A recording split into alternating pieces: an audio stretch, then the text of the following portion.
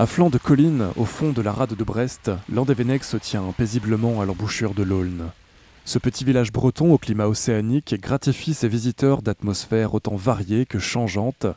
Parfois paradisiaques sous le soleil, tantôt mystérieux sous la brume, les méandres de l'Aulne sont propices à l'évasion et à la rêverie. Landévennec est un lieu de paix, encaissé au fond de l'estuaire. Saint-Guénolé aurait choisi cet endroit pour son accès difficile, autant par la terre que par les flots, pour se protéger des pilleurs. C'est là que trône son abbaye, la première de Bretagne, depuis le 5e siècle, où des moines bretons vécurent jusqu'à la fin du 18e siècle. Landévennec est donc un lieu caché, éloigné de tout, où règne le calme. Si la marine française a choisi l'endroit pour son cimetière de bateaux, cela n'est pas sans bonne raison. C'est dans ce haut lieu, qualifié de cœur de la Bretagne, que l'association Histoire et Culture de Bretagne et Serge Capitaine se sont lancés un défi de taille. Raconter l'histoire de notre région historique, dans son entièreté, depuis le début et sous ses nombreuses facettes, ainsi est née Braise Odyssée. J'ai rejoint donc l'association Histoire et Culture de Bretagne il y a maintenant 5 ans. Et dans cette association, il y avait Patrick Malrieux qui était le président de l'Institut culturel de Bretagne et qui habitait Landévennec. Et qui me parle un jour de l'ancien hôtel Beau Séjour à Landévennec qui était en friche, donc inutilisé depuis 2004.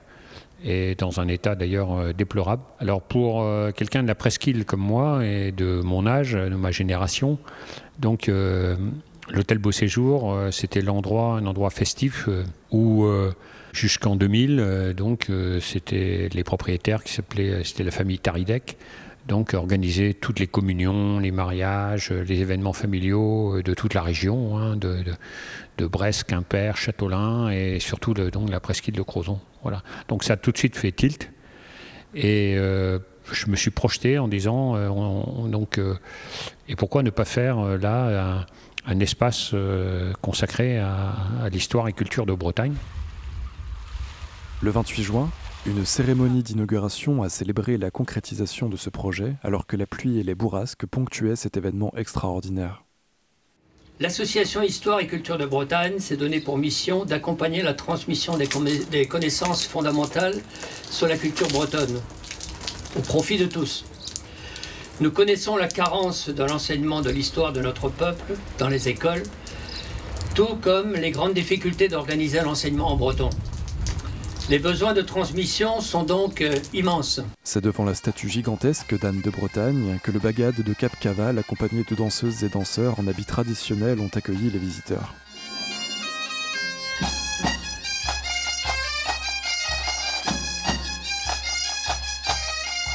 Il y a 4 cofondateurs qui ont réfléchi à ce projet. Au départ, c'était de travailler sur 55 séquences clés de l'histoire de Bretagne et faire des petits films. Donc à l'époque, c'était le président d'HCB et ex-président de Diwan, André Lavanant. Il y avait également Patrick Malrieux, qui était président de Dastum, pour ceux qui connaissent l'association sur la musique bretonne. Il y avait également Jean-Jacques Goisdoué, qui était à l'initiative du projet, et Serge Capitaine. Ces petits films n'ont jamais abouti, en fin de compte, et pour essayer de rebondir sur ce projet, Patrick Malrieux, qui était originaire de Landévennec, connaissait le site de l'hôtel Beau Séjour qui était en ruine, et a dit mais pourquoi on ne ferait pas un petit musée, un petit centre d'interprétation sur l'histoire et la culture bretonne. Je pense que c'est une respiration, Braise Odyssée. D'abord, c'est un lieu magique, c'est vrai que c'est un lieu un peu en paix.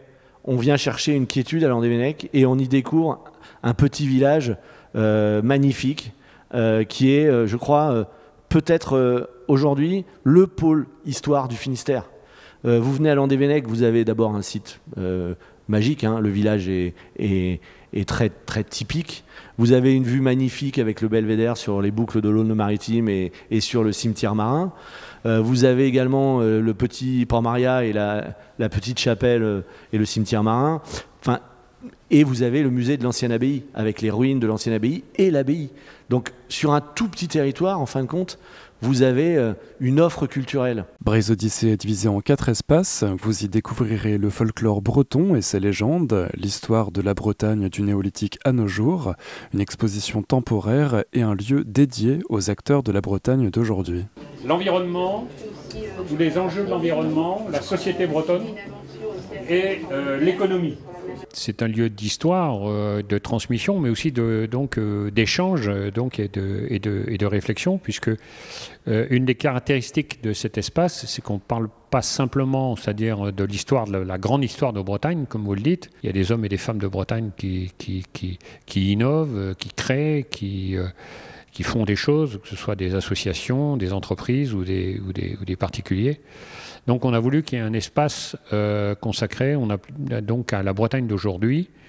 Et cet espace s'appelle l'univers des possibles. Voilà les enjeux d'aujourd'hui de la Bretagne, en environnement, en économie et en société. Quels sont-ils? La disposition, les ambiances et le contenu de chaque salle de l'espace muséographique de Braise Odyssée a été minutieusement pensé, sollicitant le sens artistique et la créativité de nombreuses personnes. Moi, je suis Gilles Courin, je suis scénographe, c'est-à-dire en fait je suis metteur en scène d'exposition dans les musées et les centres d'interprétation.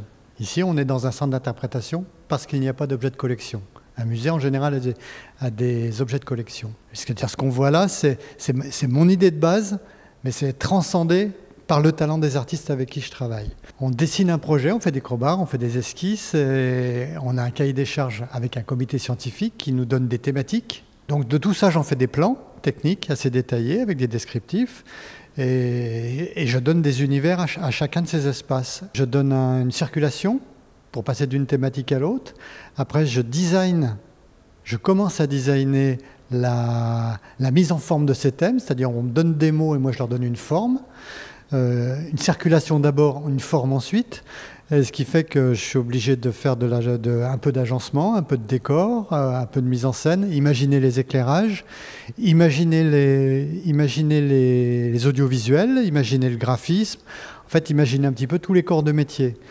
Ensuite, ces entreprises se mettent à travailler et pendant 1 an ou 2, moi je vais les suivre, soit en atelier, soit en interview et en film par exemple avec Olivier. J'allais sur certains de ses tournages.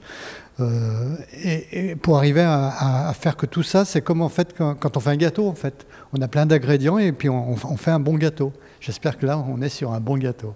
Je pense qu'on est sur un bon gâteau. Et voilà, c'est mon métier.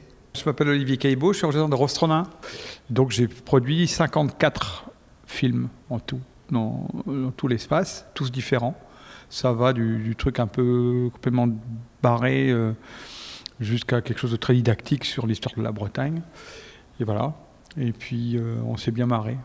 Parce que le but aussi dans la vie, c'est de s'amuser avec ce qu'on fait. Il faut prendre du plaisir, il ne faut pas aller au boulot avec la boule dans le ventre. Donc ça c'est bien. Et puis de faire comprendre l'histoire de la Bretagne, parce qu'on est dans un territoire qui a une vraie histoire. Et quand on regarde, parce qu'il y a Stéphane Hervé, il y a Édouard Boin qui ont fait un travail remarquable, quand on regarde tout le contenu de ce centre d'interprétation, on s'aperçoit que la Bretagne est riche de son histoire. Et avoir les moyens de travailler comme ça, c'est vraiment Je remercie aussi Serge, parce qu'il nous a donné les moyens de travailler. C'est très rare dans la carrière d'un réalisateur. On est toujours bridé, on est toujours, on a un scénario bien précis à suivre. Quelquefois, on a des problèmes de moyens. Là, on a eu carte blanche pour tout et les moyens qu'il fallait. Donc, c'est une sacrée expérience, c'est un truc de dingue, quoi. Moi, j'étais comme un gamin dans un magasin de jouets, en fait. On bénéficie aussi d'un lieu, quand même, où j'espère que les gens vont redécouvrir Landévennec. Ici, on est dans un endroit sacré. Je dis pas ça parce que c'est une abbaye carolingienne, qui est une abbaye bénédictine aujourd'hui. Mais c'est un endroit sacré parce que les premiers Bretons sont arrivés là. Donc le Gwenolé, qui était né en Bretagne lui, mais son père était gallois. Donc Gwenolé est arrivé en 432 dans ce lieu, en face de Tividi. Il s'est implanté en 485 ici. Il a dit, je vais faire la première abbaye bretonne ici, donc on est aux sources. Voilà, Calonne-Braise, le cœur de la Bretagne spirituelle. À l'entrée du musée, il y a l'épitaphe « La découverte ou l'ignorance ». Vous savez, qui est une chanson des Triandes, du groupe Triandes. Mais la découverte et l'ignorance, en fait, c'est un extrait du livre de Morvan-Lebesgue. Comment peut-on être breton? Et Morvan-Lebesgue, il dit dans son livre, la Bretagne n'a pas de papier. Elle n'existe que si à chaque génération, des gens se sentent bretons. Et ils ont toujours le choix entre la découverte ou l'ignorance. C'est-à-dire qu'on peut vivre en Bretagne dans l'ignorance. Mais on peut aussi vivre en Bretagne en s'intéressant, c'est-à-dire à la découverte. Les lieux, qu'est-ce qui signifie? L'histoire, qu'est-ce qui s'est passé? En Bretagne, tout est possible. Il faut que les Bretons le sachent. Et RMN, vous qui êtes centre breton, il y a une chose quand je parlais de l'histoire de la Bretagne, que les centres bretons doivent savoir. C'est que les rois de Bretagne, tous, ils viennent du Creusvreuss. En l'occurrence, région de Prisiac. C'est-à-dire que le roi Morvan, Nominoé, Erispoé, Salomon, ceux qui ont bâti la Bretagne, ce sont des gars du Creusvreuss. Creusvreuss, d'où est reparti Glenmore, où a bien vécu Alan Stivell, et Creusvreuss, qui est la terre, on va dire, doit émerger le Conradiscan, et où l'on conserve si bien la Guers. Donc les centres bretons doivent être super fiers de leur territoire. Mais vraiment, il faut qu'ils aient conscience de ça.